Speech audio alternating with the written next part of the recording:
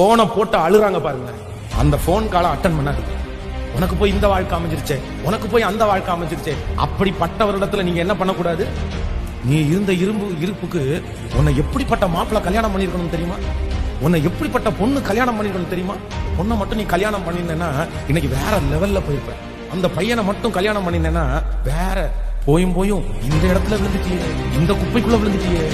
ஒரு நாளும் அவங்க மேல பரிதாபப்படுறதுக்கு நீங்க என்ன பண்ணிடக்கூடாதுன்னா எட்டாமே கொடுக்கூடாது. அப்படி நீங்கள் இடம் கொடுத்தீர்களே ஆனால் உங்க வாழ்க்கை கட்டப்படவே முடியும்.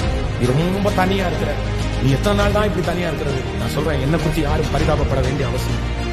சத்தத்தை கேட்கிற அன்பு ஆண்டவருடைய பிள்ளையே, ஆண்டவர் ஒரு நல்ல வாழ்க்கை நமக்கு தருவார். நம்மை பரிதாபப்படுகிறவர்கள் இருக்க மாட்டாங்க. யாரும் நம்மை பார்த்தோ, நம்முடைய பிள்ளைகளை பார்த்தோ பரிதாபப்படுகிற அந்த சூழ்நிலையை ஆண்டவர் மாற்றுவார். ஆனா ஒண்ணு மட்டும் ரொம்ப கவனமா இருங்க. உங்களை பரிதாபப்பட்டு குழிக்குள்ள தள்ளுகிற ஜனங்களுக்கு நீங்க என்ன வரணும்னா ரொம்ப ஜாக்கிரதையா